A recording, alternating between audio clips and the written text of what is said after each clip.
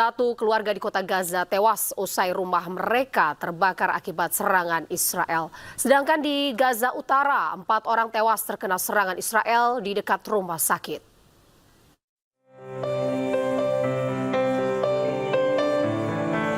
Satu keluarga di daerah Al-Samer, kota Gaza tewas usai rumah mereka hangus terbakar akibat serangan Israel. Para pelayat yang menguburkan jenazah keluarga ini menangis penuh duka. Sisa-sisa bangunan rumah yang hangus menjadi saksi tewasnya 6 anggota keluarga Al-Masri. Mereka yang tewas adalah ayah, ibu, dan keempat anaknya. نايمين زي ما الناس نايمة فجاءنا بالاستهداف في الغادر. الحريق قاعد يمتد في البيت بدون كان نار في الهشيم للأسف عائلة أخي بيدت بالكامل بالسجل المدني هو وزوجته 4 أطفال. أنا في الغرفة اللي جنبيهم تسمع صوت الأطفال وهم قاعدين بينادوا عليك يا عم أنت مش قادر تعمل شيء. كيف كانت اللحظات؟ لحظات صعبة، أنت مش قادر تسوي شيء والنار قاعدة بتاكلك. صرت أمسك أولادي أرميهم من الشباك. صاروا الجيران يتناولونا. ست الوالدة من الشباك، حجة كبيرة تمسكها من الشباك ترميها. Di wilayah Gaza Utara, 4 orang lainnya tewas dalam serangan Israel yang dilakukan di dekat rumah sakit Al-Yaman Al-Saed. Rumah sakit tersebut telah berubah menjadi tempat penampungan. صار انها كانت ذهب زياره لاقاربها في اليمن السعيدي اللي هو عباره عن مركز ايواء مستشفى، لكن هي فيش فيها اي شيء صحي هالوقت، هي عباره عن مركز ايواء. كانت ذهب زياره فيش اي حاجه ولا لهم دعوه باي شيء. استشهدت طبعا معاها طفلها حالته خطيره. كانت متصله تقول باركولي بتجيب طفل ثاني، لكن للاسف راحت عند ربها اقرب الحمد لله. طبعا كمية وجع صعب قد ما الواحد يحكيها صعب توصل. Hingga kini, Israel belum mengeluarkan pernyataan terkait serangan atas warga sipil tersebut. Padahal sebelumnya, Israel berulang kali menyatakan operasi mereka menargetkan Hamas.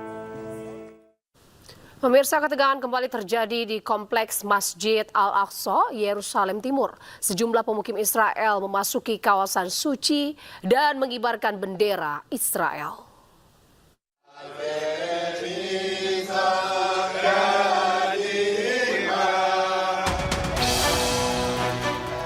Bertepatan dengan hari puasa Yahudi Tisha B'Av, sejumlah pemukim ilegal Israel mengibarkan bendera Israel di kawasan suci Masjid Al-Aqsa pada Kamis. Sebelumnya, sekira 1.000 pemukim ilegal dilaporkan memasuki kompleks masjid dengan pengawalan ketat aparat keamanan Israel. Selain pemukim ilegal, Menteri Keamanan Nasional Israel Itamar Ben-Gvir juga memasuki kompleks Masjid Al-Aqsa di Yerusalem.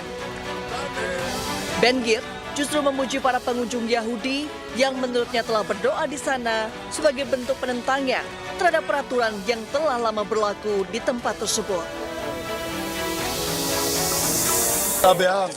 מציינים את החורבן, אבל רואים את ההתקדמות הענקית גם בהר הבית, קודם כל בהר הבית, תראו מה קורה כאן, יודעים שהם מתפללים ומרגישים כאן בעלי הבית, זה לא היה כאן אף פעם, וככה בעוד ועוד מקומות הורדנו ב-85%, 85% את הפיגועים, ובכל המקומות מבינים שמדינת ישראל היא בעלת הבית, יש עוד מה לעשות, אנחנו בעזרת השם נתקדם. Kunjungan yang bertepatan dengan hari puasa Yahudi Tisha B'Av menuai kecaman dari pejabat Yordania dan Palestina yang menuduh Ben-Gvir melanggar status quo yang mengatur salah satu situs keagamaan paling sensitif di Timur Tengah. Pemirsa, perang Iran dengan Amerika Serikat ini diklaim sedang bertransisi dari perang terbatas menjadi perang terbuka, menyusul batalnya gencatan senjata yang ditandatangani pada bulan Juni kemarin. Menurut pengamat geopolitik Aisyah Kusuma Somantri, ini jika Iran akan perang total, maka mereka akan gunakan seluruh sumber daya mereka. Selama ini apa yang dilakukan oleh Iran ini baru perang terbatas, betul. Nah, tetapi permasalahannya kalau sudah ada ya kalimat perang total, berarti ini secara menyeluruh mereka akan menggunakan seluruh sumber daya mereka untuk digunakan sebagai perang, khususnya untuk industri-industri yang sifatnya itu dual function, misalnya saja industri makanan, pangan ya, industri sipil untuk pembangunan dan lain-lain. Jadi semuanya itu akan dikerahkan untuk keperluan perang. Nah, yang menarik kita lihat di sini, sebenarnya perjanjian di tanggal 19 Juni Juni kemarin itu secara ide masih mengambang ya, dalam artian sebenarnya dua negara ini masih menginginkan adanya perundingan di antara Amerika Serikat dan Iran, dan saya rasa seluruh negara di dunia ini menginginkan damai kecuali Israel ya. Nah, tetapi permasalahannya setelah terjadi kemudian ekskalasi yang dimulai dengan kemudian perbedaan pendapat ya antara Amerika Serikat dengan Iran terkait kemudian pasal kelima dari MOU tersebut, saya kira sekarang kedua negara itu sudah kembali terjebak di dalam yang namanya escalation trap. Akhirnya apa? Secara operasional MOU yang ditandatangan tersebut ini sudah tidak berlaku lagi. Jadi eskalasinya terus menaiki tangga eskalasi, meskipun sebenarnya kedua negara ingin sekali untuk melanjutkan diplomasi. Nah, saya kira sebenarnya yang perlu diwaspadai di sini ini adalah sebenarnya perbedaan pendapat di dalam negara domestik, baik itu di dalam Iran maupun di dalam Amerika Serikat sendiri. Kita lihat sebenarnya di Amerika Serikat dari segi Kongres ini mendukung sekali untuk menghentikan perang, dibuktikan dengan ditandatangannya War Power Resolution kemarin. Nah, akan tetapi kemudian kita lihat Donald Trump ini kan masih didukung oleh politisi hawkish Amerika, terutama sponsor-sponsor politiknya yang masih sangat dekat dengan Zionis Israel di sana. Ini menyebabkan sebenarnya Donald Trump ini perlu mengambil sebuah posisi yang win-win solution, di mana dia harus mengamankan sebenarnya kemenangan simbolik yang bisa diklaim sebagai hasil dari perang ini ke publik Amerika Serikat. Jangan sampai legacy yang kemudian dimiliki oleh Donald Trump itu dikenal sebagai seorang presiden yang tidak bisa menyelesaikan perang yang dimulainya. Nah, sekarang kita bisa melihat bahwa eskalasinya masih terus naik turun. Kenapa? Karena kedua negara saat ini itu terjebak dalam yang namanya adalah teori chicken game theory ya, di mana keduanya tidak mau nih kalah karena deeskalasi. Maka dari itu dua-duanya mengekskalasi terus-menerus karena mereka merasa bahwa kalau saya deeskalasi saya akan merugi. Nah, menariknya selama kemarin jeda MOU kemarin, baik Amerika Serikat maupun Iran, dua-duanya ini sama-sama sejujurnya kelelahan ya.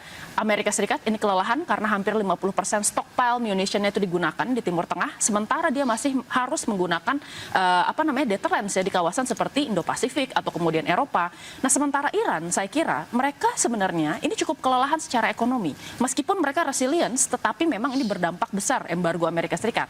Pertama, kita lihat ya, blokade Amerika Serikat itu membuat Iran merugi sekitar 435 juta US dollar ya di dalam satu hari. 13 miliar dalam satu bulan. Berarti itu kan angka yang cukup besar.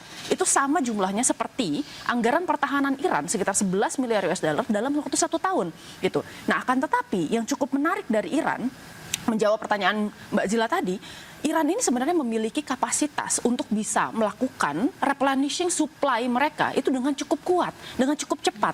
Kenapa? Karena kalau kita lihat misalnya saja produksi dari drone Shahid 136 ya, dalam satu bulan dia bisa menghasilkan sekitar 50 sampai 100 model gitu, dan itu sebenarnya angka yang cukup besar.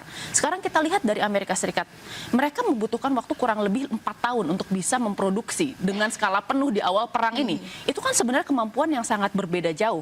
Nah, sekarang kita lihat sebenarnya Iran sendiri ini sudah lama dihajar Amerika Serikat untuk menerima punishment, dalam artian apa? Dilemahkan itu kekuatan ekonominya, termasuk diantaranya adalah menghilangkan kemampuan mereka untuk bisa beroperasi sebagai masyarakat modern dengan menghancurkan pabrik petrokimia, jembatan, lalu fasilitas publik ya, kemudian pembangkit listrik dan lain-lain. Jadi yang sebenarnya diincar oleh Amerika Serikat adalah mencoba untuk memiskinkan Iran, menghilangkan kapasitas Iran untuk bertahan sehingga Iran kembali ke meja perundingan. Jadi kita sebut namanya adalah coercive diplomacy. Nah, akan tetapi yang perlu kita waspadai, tadi kita bicara tentang domestik di Amerika Serikat. Lalu kemudian sekarang kita bicara juga tentang domestik di Iran. Karena sekarang sudah mulai ada perpecahan antara kubu progresif dengan kemudian kubu konservatif yang kemudian dipimpin oleh Mojtaba Khamenei. Tapi Mbak Aisyah, kalau kita lihat strateginya Iran ini cenderung menyerang begitu ya negara-negara teluk, bukan armada dari Amerika Serikatnya sendiri. Iya, karena kita melihat bahwa Iran ini saat ini memiliki banyak sekali kemudian rudal, tetapi yang paling banyak stokpilnya itu adalah yang jarak dekat dan kemudian jarak menengah. Kita bisa melihat sebenarnya rudal Iran ini menarik karena pertama, ternyata tidak ada yang menyangka bahwa pertama, cost trap strategi yang dilakukan oleh Iran itu bekerja dengan menembakkan begitu banyak drones untuk menghalau Iron Dome dan kemudian sistem pertahanan dari negara-negara tersebut, dan ternyata rudal Iran ini dia memiliki proyektil yang bisa berubah-ubah gitu ya, terutama misalnya kita bicara tentang Sejel gitu. Nah, menarik menariknya di sini kita melihat bahwa Iran menganggap bahwa base-base Amerika Serikat itu merupakan representasi dari Amerika Serikat. Tetapi ini juga merupakan bentuk deterrence dari Iran. Bahwa setiap kali Amerika Serikat menyerang 1 kali lipat, maka Iran akan membalas 1,5 kali lipat. Bahkan yang terbaru ketika kemudian pangkalan-pangkalan yang ada di Qatar, lalu di Kuwait, lalu kemudian ada di Bahrain, itu sudah rendered incapable dan kemudian rusak parah. Nih kita tahu bahwa ada beberapa fasilitas yang sebenarnya dipindahkan ke Jordania. Oleh karena itu Jordania yang tadinya ini jarang diserang, sekarang kemudian mengalami serangan yang cukup berat. Ini kan mengatakan sebenarnya sebuah pesan dari Iran bahwa kemanapun Amerika Serikat lari di kawasan tersebut, kita akan tetap kejar, gitu ya. Jadi ini merupakan sebenarnya bentuk deterrence dari Iran dan retaliasi attack yang kemudian bisa dilihat ini membuat Amerika Serikat sebenarnya semakin terisolasi dari negara-negara GCC yang awalnya solid mendukung mereka. Lalu kemarin kita lihat sekarang sudah mulai ada variasi sebenarnya posisi, mulai dari Arab Saudi, lalu Kuwait, UAE, mereka sekarang berbeda-beda. Kalau Arab Saudi saya kira sampai sekarang masih solid untuk kemudian bisa menekankan sebenarnya jalur diplomasi. Dilihat dari bagaimana sebenarnya perwakilan mereka hadir di pemakaman Ali Khamenei. Tetapi kan kalau kita lihat UAE misalnya, dia sudah normalisasi hubungan dengan Israel. Lalu kemudian sekarang dia juga memindahkan baterai Iron Dome dari Israel ke negaranya. Dan ini memperlihatkan sebenarnya seberapa dekat hubungan mereka berdua. Belum lagi misalnya Oman yang sampai sekarang itu dekat dengan